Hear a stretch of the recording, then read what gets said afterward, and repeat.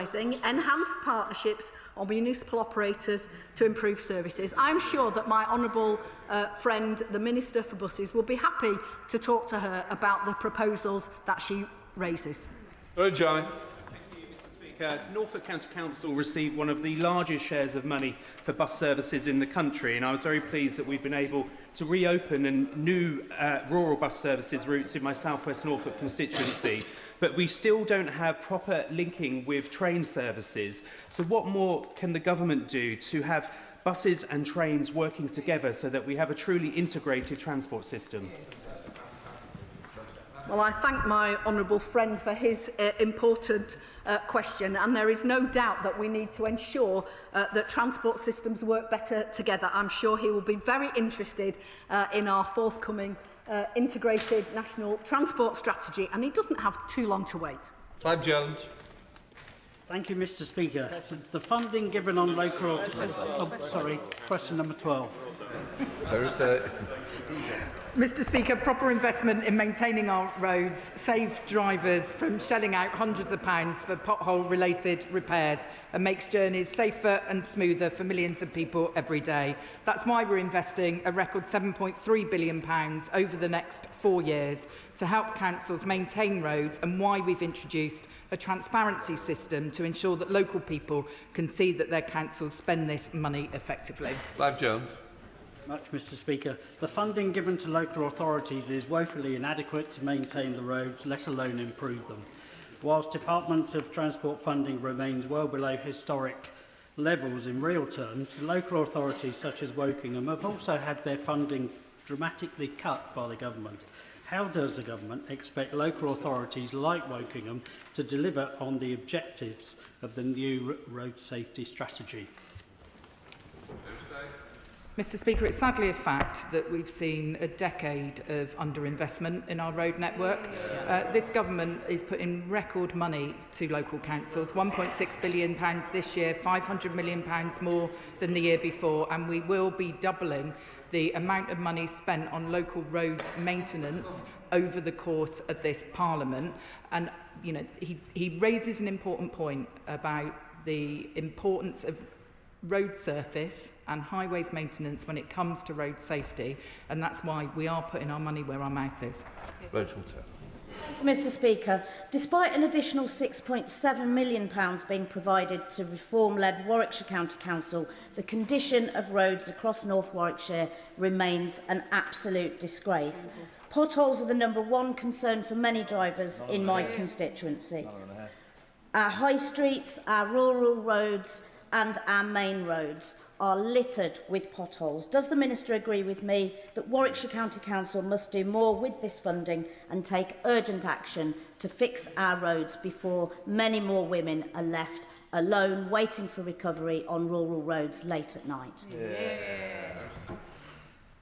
Mr. Speaker, I see that the Reform Party care so much about the state of our roads that they can't even be bothered to turn up to transport questions. I think the...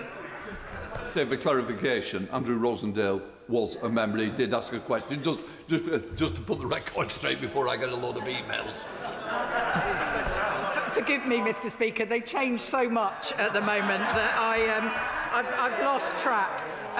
The facts speak for themselves when it comes to reform. Of the 13 local authorities that were rated red last month for their action on fixing local roads, 3 were reform-led councils. That's a quarter of all councils that are run by reform failing to get the basics right. By contrast, Mr. Speaker, Labour councils came out top. Okay. Brian Matthew.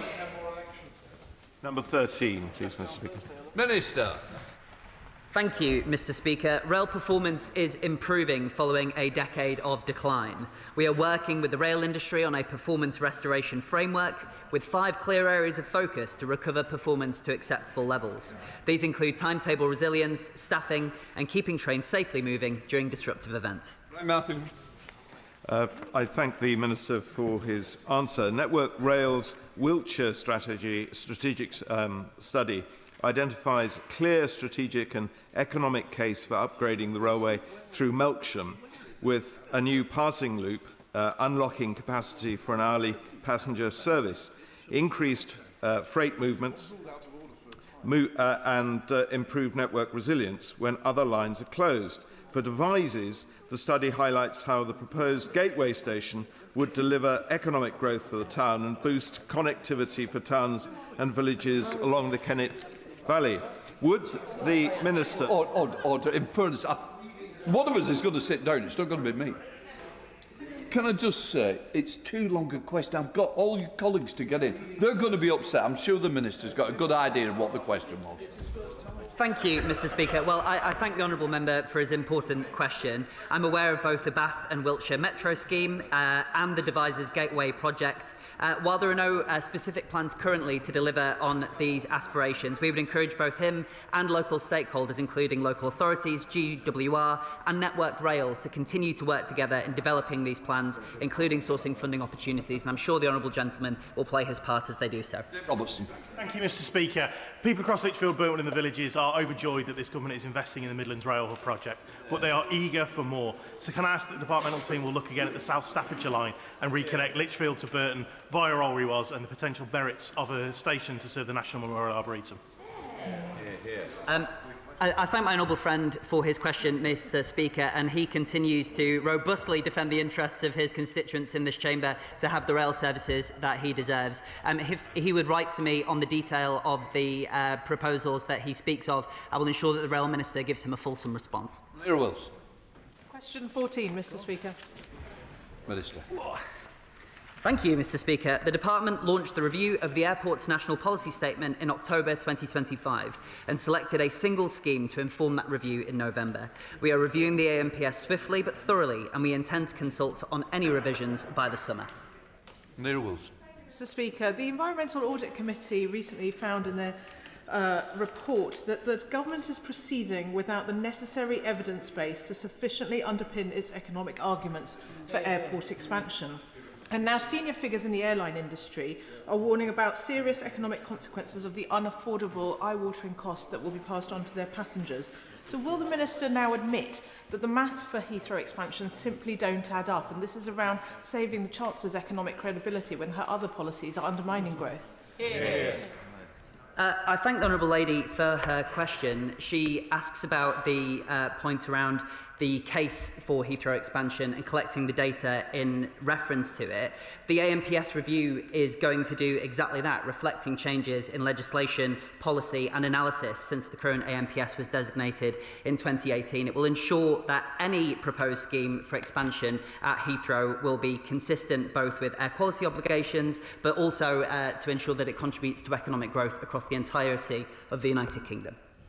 We come to topics. Christine Sullivan. Question number 1, Mr Speaker. Thank you, Mr Speaker. This government is ushering in a new era for our railways, with landmark legislation to set up Great British Railways making good progress in this place. 8 train operators are now run by the public for the public, with West Midlands and London North Western services nationalised at the end of January. And I'm pleased to say performance is improving. Today, rail services lost due to cancellations and strikes have more than halved compared to the heights of industrial action under the party opposite. And finally, last month, we made a vital commitment to improving rail connectivity across the north of England. After years of being stuck in the mud under previous governments, we will deliver Northern Powerhouse Rail, investing up to £45 billion to create a turn-up-and-go railway from Liverpool to York with MPR services continuing onto Newcastle on Hull. No longer will the North have to endure second-rate services. Instead, we will build a railway that the whole of Britain can rely on and be proud of. Thank you, Mr Speaker. The airspace modernisation strategy will rationalise flight paths last redrawn in the 1950s to cut emissions and noise.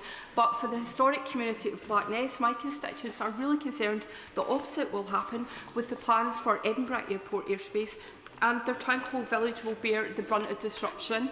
Can the Minister meet with my constituents to discuss their concerns at the earliest opportunity? I will ask my honourable friend, the Aviation Minister, to meet with my honourable friend to discuss her concerns, as I do appreciate what a sensitive issue this is for many people. I would just say that airspace modernisation will provide huge benefits for air passengers, businesses and the UK economy, and the move to more efficient flight paths will be done in such a way as to ensure any impacts on local communities are properly managed.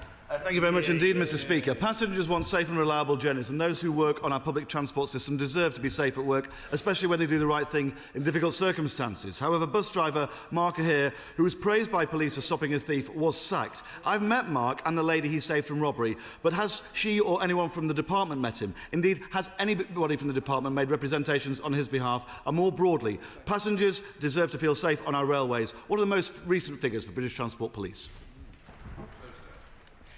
I am aware of this case from media reports, and I'm sure the honourable gentleman will also be aware that this is a matter for the employer Metro Line. I understand this case was taken to an employment tribunal where the employer's decision was upheld. I'm not aware of the full details, and I'm not going to be drawn further on the issue. He asked me about numbers for British Transport Police. The number of officers are in the region of 2,800. Richard Alden. Thank you very much indeed, Mr. Speaker. So nobody from the DFT has reached out to a heroic bus driver, and she's quite clearly not really paying attention to the officer numbers either, because officer numbers are down by 112. Ironically, the same number of unpaid tickets fare dodger Charles Brohiri racked up, stealing £48,000 from passengers and taxpayers, and he didn't even receive a custodial sentence. So can I ask the Secretary of State if her department has again made any representations about the leniency of this sentence, or is she comfortable with two-tier justice in which bus drivers defending passengers lose their jobs and fare dodgers walk free? Can I gently suggest to the honourable gentleman that he actually listens to the answer that I give? He claims that I'm not over the detail of BTP numbers. I can tell him there's been a slight decrease from 2,910 to 2,852 full-time equivalents in the last year. But I can also tell him this, that BTP has recently been given an increased budget, a 15% increase worth £63 million over the 3-year settlement, which will see over 200 more police officers recruited, including to form a dedicated violence and intimidation against women and girls capability. He will also know, or at least he should know, that sentencing is a matter for the independent judiciary in this country. It's right that the operator took legal action in the case that he mentions, as this kind of persistent and prolific fare dodging not only undermines revenues for the railway, but it is also unfair on other passengers.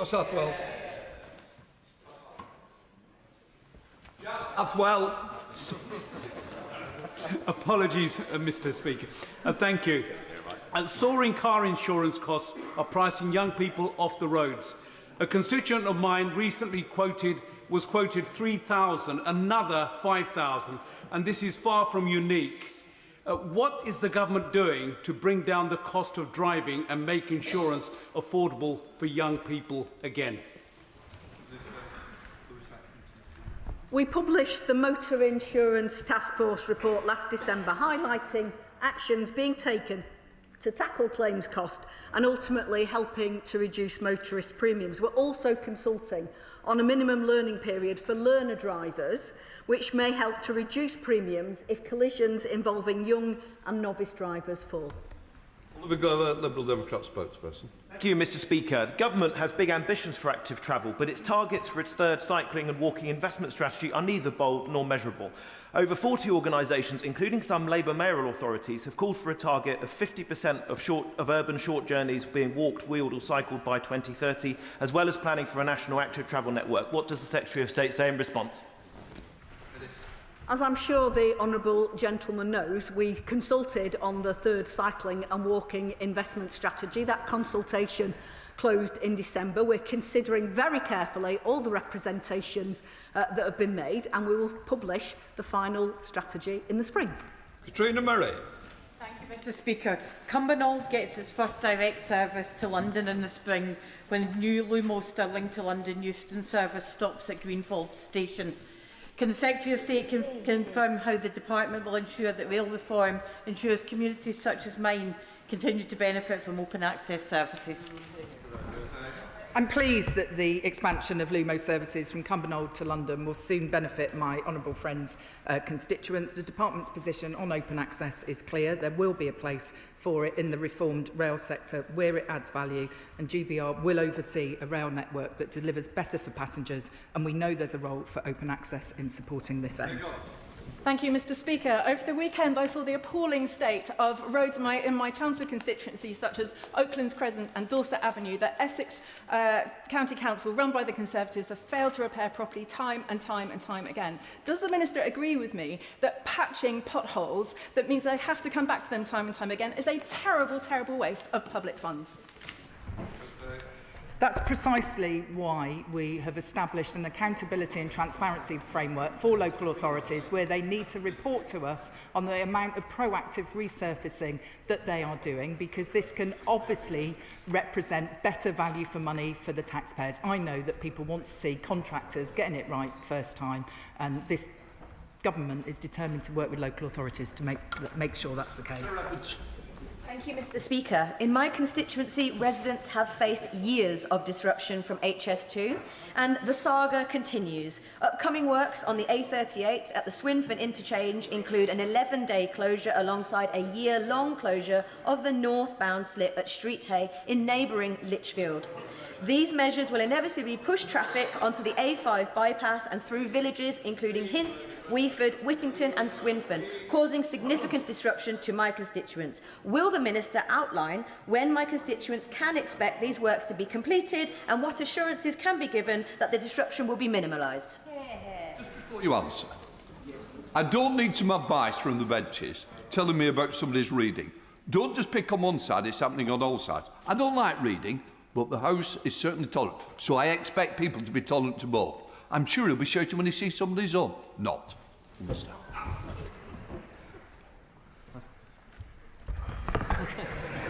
Mr. Speaker, I do recognise that for local people, road closures can actually be one of the most disruptive aspects of major projects, and I know that HS2 works very closely with highways authorities to minimise these impacts. Doing this essential work on the A38, for example, in a single 11-day closure avoids around 6 months of repeated full weekend closures. Speaker, the B1050 in my constituency between Erith and Willingham is one of many peat-affected roads in Cambridgeshire. Such roads, they cost up to 4 times the amount to repair, and the repair is just a fraction of the time. Now, she'll know that the Secretary of State will know that the funding formula for highways maintenance is based on road length and doesn't take account of geological conditions. These roads are really dangerous to drive on. My constituents are really frightened. Will she consider a special budget for peat-affected roads, or at least consider adjusting the formula to take account of geological conditions? I do appreciate that certain roads in certain parts of the country will have different challenges facing them given their geology. I will certainly raise the point that he makes with the Rail Minister, and we will come back to him. Thank you, Mr. Speaker. Network Rail have rightly apologised for their failure to deliver a functional Sunderland station in refurbishment. We now have the bare basics in place and plans for improvement. So will the Minister urge me in asking Northern Rail to get on with delivering those improvements, and will she arrange a meeting with me for the Rail Minister to discuss that? I'm happy to arrange that meeting, and like my honourable friend, I want Sunderland Station to be at the heart of a vibrant community, and I'd like to pay tribute for him for his campaigning on this issue. I do expect Northern to work closely with him, businesses and the local community to further improve the station, and I look forward to that meeting taking place with the Rail Minister to discuss what more we can do. Mr. Speaker, roadworks in my Newton Abbot constituency are causing absolute traffic hell, and the residents have had enough. With the 2-year closure of the A382 for much needed work, utilities companies are taking advantage of doing roadworks everywhere, and the County Council is powerless to cause them to cooperate and coordinate. What would the Secretary of State suggest I say to my residents, whom I'm meeting this evening? He may wish to tell his residents about the government's determination to tackle these issues. For example, we've doubled the fines that local authorities can charge utility companies when works are overrunning. I do recognise how disruptive this is for local communities, and it is an issue this government takes very seriously.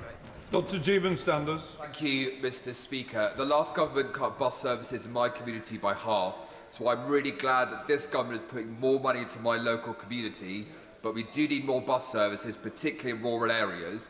So can the Minister set out how we're going to improve local bus service, particularly with franchising in Loughborough, Shepshed and the villages? Well, my honourable friend is absolutely right to raise this issue, and we're working closely with local authorities interested in franchising to identify models that work and offer them tailored support. We're funding bus franchising pilots, which will test the viability of up to 5 different models, investigating how they can be used to deliver improved bus services for passengers, particularly in more rural locations. Will Forster. Thank you, Mr. Speaker. Despite being just 30 minutes from London, my constituents of Woking cannot use tap-in, tap-out technology to commute. Will the Transport Secretary agree to back the Liberal Democrat amendment to the Railways Bill to roll out tap-in, tap-out infrastructure across the country, as well as introduce it to my constituents of Woking?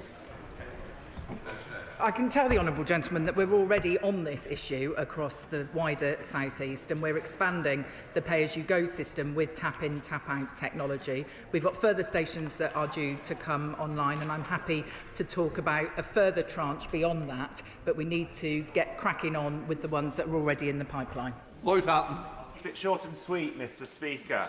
Weymouth train station does not have a working toilet, which means that if you are a wheelchair user, a passenger with heavy luggage, or a parent with a pram, you are left going 20 minutes to the nearest toilet. So can the Minister work constructively with SWR to finally get a working toilet at Weymouth train station? I do understand that the public toilets in Weymouth Station have been closed for several years now due to antisocial behaviour and vandalism. This is unacceptable, and I can assure my honourable friend that my department will raise it with South Western Railways. Dr. Ellie Jones. Thank you, Mr. Speaker. In the past 7 months, I've been contacted by 18 constituents who faced unacceptable delays getting responses from DVLA about licensing issues where a review by the medical team is required. Each time I've intervened, each time it's been resolved, but it's not the mark of a functioning system that an MP has to intervene in every complaint to get a response. What will the Minister do to ensure that constituents can get a response from DVLA without having to mobilise their MP every time? The honourable lady is right to raise this, and I have been in contact with DVLA about this matter. They are putting new systems in place to make sure that, as standard, they are doing everything they can to process these cases as quickly as possible. In the meantime, I have been keen to make sure that there is an escalation mechanism, and I'm pleased to hear that her constituents have got a quicker response when they've contacted her, but that shouldn't have to be the case as the norm. Thank you, Mr. Speaker. We on this side know that effective bus services are key to economic growth. Unfortunately, in Staffordshire County Council, while run by the Conservatives, they sought to cut bus services in my county by 41%. One of those was a direct service from the train station to Staffordshire Technology Park. Would the Minister agree with me that investing in our bus services is key to growing our towns economically?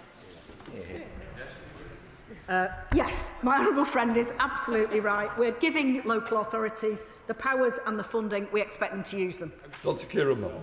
On a recent visit to St Richard's Catholic Community College in my constituency, students told me they face paying an astonishing extra £400 a year in bus fares. How would the Minister justify to those students and others in my constituency cutting our bus service funding by £2.5 million? Well, I don't know the detail of the position in the honourable member's constituency. I will ensure that the Buses Minister writes to him in relation to that particular issue. Jane Kirkham. Thank you, Mr. Speaker. This government has already invested millions in the future of Cornish industries, but they're held back by poor transport links. Our rail link is struggling and our airport is fragile. Can the Secretary of State confirm she's committed to transport improvement to Cornwall through Devon? My honourable friend makes a really important point, and I know that I'm due to meet with her and colleagues soon to discuss the resilience of the rail network amongst other matters, and I do appreciate that a well-functioning, high-quality public transport system is absolutely essential to get the economy firing on all cylinders. Andrew Sturton. Thank you very much, Mr. Speaker. Given the Secretary of State mentioned the Northern Powerhouse Rail announcement, I'm sure it will not evaded your attention, Mr. Speaker, as it did not mine, that there is not a single penny for anywhere in the whole of Lancashire in that announcement. So can the Secretary of State update me as to whether she has made any progress with identifying a funding pot or stream where the South Fylde passing loop could be financed from? Mr. Speaker, improving connections between the great cities of the north of England, making those connections into Liverpool, into Manchester better, is going to have a knock-on impact on the whole region. If he wants to write to me about the South Fylde line in particular, I will come back to him. Thank you very much, Mr. Speaker. The 29 bus route in Glasgow is being cut with no consultation. Local people have signed my petition so that people in Manswood and Hill Park aren't left potentially cut off. So will the Minister join with me in calling on the Scottish Government and Glasgow City Council to do everything they can to protect this route? Yes, I will. Thank you, Mr. Speaker. Hard-working men and women in the Coast Guard, like Bembridge resident Martin Groom, do vital work securing our borders, including in some cases intercepting small boats. Now, the Coast Guard treat them as volunteers. The Court of Appeal disagrees and says they're workers. Will the government do the right thing and afford them all the rights, protections and fair payment that their worker status entails? The security of our nation relies on them. Thank you, Mr. Speaker. The Government is currently considering the judgment handed down on the Groom case and the next steps that it will take for His Majesty's Coast Guard. In the meantime, we are grateful for the contribution of volunteers across wider society. They are a crucial part for how this country comes together and delivers for the common good. Daniel Francis. Mr. Speaker, last month my Conservative Control Council in London about Bexley issued a press release saying the DFT's data stated they had the 7th best roads in England. So could the Secretary of State confirm that in that data they received an amber rating and that it does not say they have the 7th best roads in England?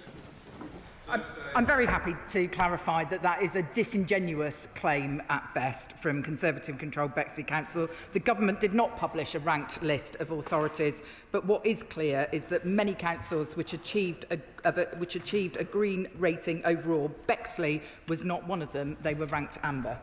Andrew George. Thank you, Mr. Speaker. The ministers refer to a local transport grant, which of course isn't available to the Isles of Scilly in my constituency because it's not deemed to be a local transport authority. My constituents from off-islands coming to medical appointments on a day like today would cost them £120 return to get to and from. As the Secretary of State says that she's meeting fellow members from Cornwall, would she ensure that that's across party so that I can raise the issues about the serious transport problems on the Isles of Scilly? I thank the Honourable Member for his question, and he is right to raise the issues with transportation on the Isles of Scilly and his constituency more widely. If he would write to the Secretary of State, I would be very grateful, and I understand that the Rail Minister will be meeting the leader of the Council of the Isle of Scilly to discuss some of the issues he is campaigning on further. That completes questions. We'll let the front bench change over.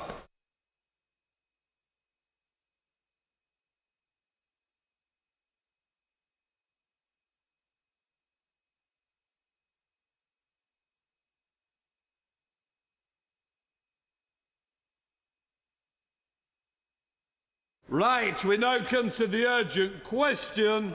Alex Burkhardt. Thank you very much, Mr. Speaker. To ask the Chief Secretary to the Prime Minister to make a statement on the Government's response to the humble address agreed by this House on the 4th of February. Minister. Mr. Speaker, last week the House made a humble address to His Majesty for the Government to disclose material surrounding the appointment of Peter Mandelson as Ambassador to the United States of America.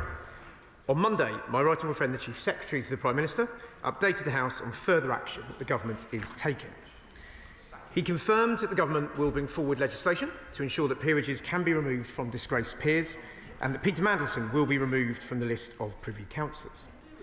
He also explained how we have changed the process for the relevant direct ministerial appointments, including politically appointed diplomatic roles. And my right honourable friend also set out other areas in which we recognise the need to go further, including around tightening transparency and lobbying. In that statement, my right honourable friend also set out how the government was responding to the humble address motion, and I'm pleased to provide further update to the House today. Clear, Mr. Speaker, the government will comply fully and publish documents as soon as possible. As I said in this House last week, we welcome both the principle and content of that motion, and we will deliver on it as soon as we can. As such, government departments have been instructed to retain any material which may be relevant, and work is underway to identify documents which fall within scope of the motion. We will do so as soon as possible when the House returns from recess. In line with the motion passed by this House, where the government considers documents may be prejudicial to UK national security or international relations, the Cabinet Office will refer this material to the Independent Intelligence and Security Committee. The Prime Minister has written to the ISC, and senior officials have met with the committee to discuss what the RSC requires in order to fulfil this role. Full resources, as I said in the House last week, will be made available to ensure that process happens. And we will work with the committee to explain the Cabinet Office's process for providing material relating to national security or international relations. The Government is very grateful to the ISC for their work and commits to full engagement with them to ensure timely and effective release. The House will also be aware of the statement from the Metropolitan Police regarding the ongoing police investigation. Now, that statement made clear, quite rightly, Mr. Speaker, and I quote, that the process to decide which documents should be published ultimately remains a matter for Parliament. That is absolutely right, we agree. But as you would expect, the Government rightly does not wish to release anything that may undermine an ongoing police investigation, and as such we are working with the police as they conduct their inquiries to manage this. Mr. Speaker, I think that is the right way forward, and I hope the House and you will agree. Mr. Speaker, in conclusion, the Government continues to take this matter incredibly seriously, and given the nature of the issues at stake and the scope of material in play, we will comply fully and deliver this as quickly and transparently as possible. The Government will keep the House updated as it does so, and my right honourable friend, the Chief Secretary to the Prime Minister, will publish a written ministerial statement later today. No, you brought me into it. I didn't really touch on it.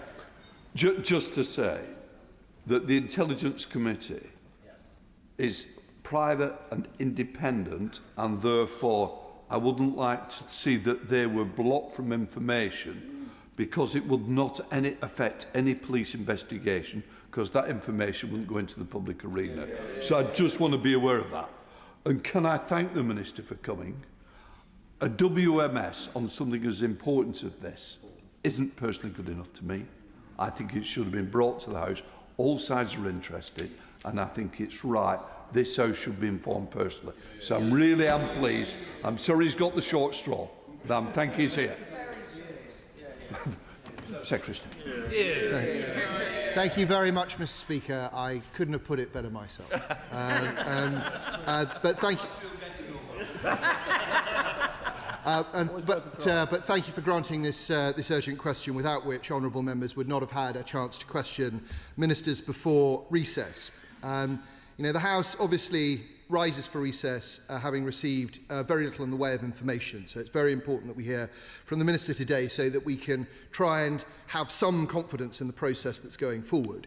And simply put, the purpose of our question today is to try and elicit from the Government a commitment to give the House a timetable, and also to confirm, as I think the Minister may have done, that it intends to comply fully with the language in the humble address. And I say that, Mr. Speaker, because there's been briefing to the press from government sources this week that the government might try to reinterpret the address in some way. For the avoidance of doubt, were that to happen, the government would have to return to this House for another vote. Last week, the Prime Minister told us the process would have integrity because it was being led by the Cabinet Secretary, and that any criticism or denigration of the Cabinet Secretary would not be right. This week, the political forces in Number 10 have been briefing that Sir Chris Wormald is to be replaced. What a turnaround. So will the Minister reassure the House that any change in the Cabinet Secretary will not delay disclosure or publication of the documents which the House has required? There are a number of further questions that I'll put quickly to the Minister, Mr. Speaker. First, has the government completed its scoping exercise, and if not, by when does it intend to do so? Second, where the government proposes to release material to the Intelligence and Security Committee rather than directly to the House, will it provide public updates to the House that this has been done? Third, in respect of documents withheld at the request of the Metropolitan Police, will the government tell us the precise legal mechanism being relied upon and commit to publish these documents in full when the police no longer request them to be withheld? Fourth, will ministers publish a Keeling schedule-style register of withheld or delayed documents setting out the category, the reason for non-disclosure and the expected release date for each? There are strong precedents for this. Fifth, at the dispatch box last week, the Minister told me he would write to myself and the member for Skipton about the Palantir contract. He's not yet done so. Please will he confirm that he will this week? Last and separately, will the Minister commit to publishing all documentation relating to the nomination of Matthew Doyle as a peer? This is now a matter of acute public interest. I will sit down, Mr. Speaker. The Minister will appreciate that confidence in this government's integrity is very low. I hope he will comply in full. Minister. Can I thank the right honourable gentleman for that? Let me try and rattle through those questions. Firstly, and most importantly, we will comply fully. Made that clear in the House. So the government accepted both the principle and content of the motion. We'll comply fully on it. There is a large, this touches on the scoping question, there is obviously a large amount of material potentially in play here, much broader than other humble addresses. That's not a criticism, that's just a factual observation of how long it's going to take to get through this. So the scoping has begun, and we are working, the Cabinet Office is working through that scoping material. As I say, I will update the House as soon as I can with furthermore. We hope to publish the first tranche of this when the House comes back from recess.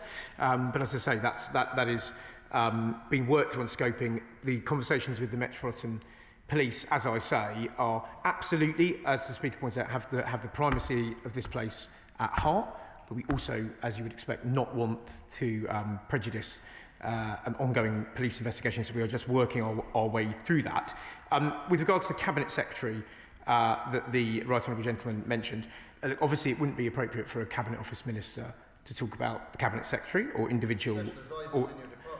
well, thankfully, I'm no longer an advisor, and I'm a Cabinet Office Minister, so it would not be appropriate for a Cabinet Office Minister to talk about the Cabinet Secretary. But let me reassure the House that the Cabinet Office is working hard on this. It is working diligently to do so. That process is ongoing, so any speculation around that does not affect the process that is going through.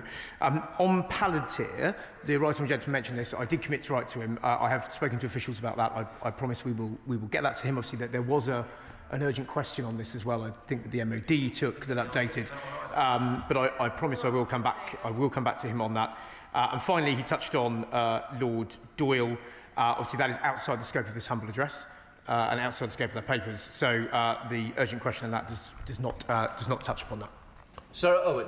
Thank you, Mr. Speaker. Parliament is rightly focusing its attention on Peter Mandelson, but along with accusations of other heinous crimes, during his time as trade envoy to Singapore, Vietnam, China and Hong Kong in 2010, Andrew Mountbatten-Windsor passed extremely sensitive material on to Epstein and his accomplices. Isn't it time that, as well as Peter Mandelson, we called on Andrew Mountbatten-Windsor to answer to both the police and to Parliament? Can I thank you for that? Look, everyone in this House has been sickened and dismayed at the revelations from all of the Epstein papers that have come through and in relation to what the Honourable Lady just said. Obviously, that is outside the scope of this humble address, and that is a matter for the Palace to respond to. Minister, sorry, Liberal Democrat spokesperson Bobby Dean. Thank you, Mr. Speaker. The events of recent weeks have diminished people's faith in politics substantially. It was already at an all-time low, and it's confirmed the worst of people's suspicions about how everything works and punctured the optimism of those who believed in better. Now, at the centre of all this are the victims, and their bravery is twofold. Firstly, in retelling their trauma, and secondly, in taking on the world's most powerful men and all those who aided and legitimised them. Now, the humble address passed by this place now stands as a test of transparency and a test of parliamentary authority. And I think people will demand answers, and they deserve answers, swiftly. They will not stand for endless consultation, reviews and deliberation. And so can the government confirm when will the government bring forward legislation so that Peter Mandelson's peerage can be revoked? What is their deadline for releasing the necessary files? And who in the government will be held responsible if that deadline is not met? Can I thank him for that? And he's absolutely right that it should be victims that remain at the heart of this. In answer to his question on legislation to strip Lord Mandelson of his peerage, that will come forward, and broader reform of the process for the House of Lords and removal, that will come forward again as soon as possible. It will be in government time, as I committed to last week, and we will bring that forward after the recess. In terms of who's accountable, obviously it's a Cabinet Office matter, so the Cabinet Office are accountable, but obviously the Prime Minister is accountable for this as well. But as I say, we will comply fully with the motion, and we will publish it, and we will publish material as soon as we can. Rachel Hopkins. Mr. Speaker, just over a week or so ago, I expressed my horror at what had passed and was very shocked that you couldn't remove a peerage from someone who had brought the other place into disrepute. So I'm very pleased to see how swiftly the government moved on bringing in legislation to do so. But does the Minister agree with me that full compliance with regards to transparency of records as soon as possible is vitally important to ensure we rebuild trust in politics and politicians? Minister. Yes, absolutely do. And as I say, we absolutely will comply fully, and we will comply as quickly as possible. And I also, on a side issue, completely share her point about the removal process for the Lords. I think it's, for the other place. I think it's inexplicable that that's still the case. And the sooner we can update that, the better. So Christopher Cho. Mr. Speaker, does the Minister share my concern about the revelations relating to the connection between Mandelson and the Chinese motor manufacturer BYD, which now says that the United Kingdom is the largest destination for its electric vehicles?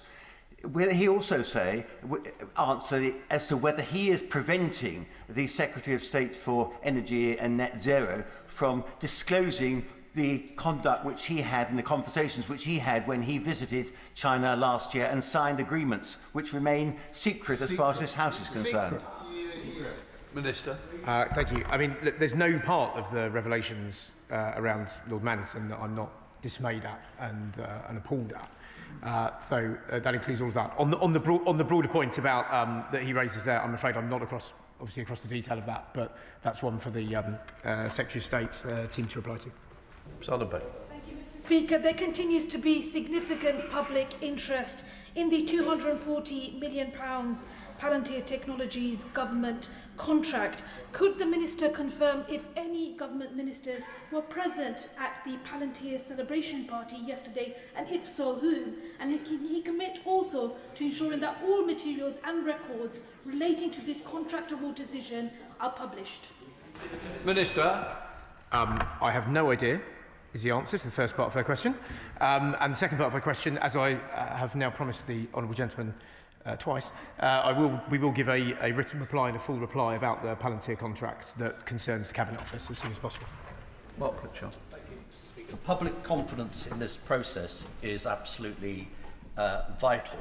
And whilst the Intelligence and Security Committee is fiercely independent, is it not a matter of fact that it is dominated by Labour peers and Labour MPs, and the chairman is appointed by a Labour Prime Minister?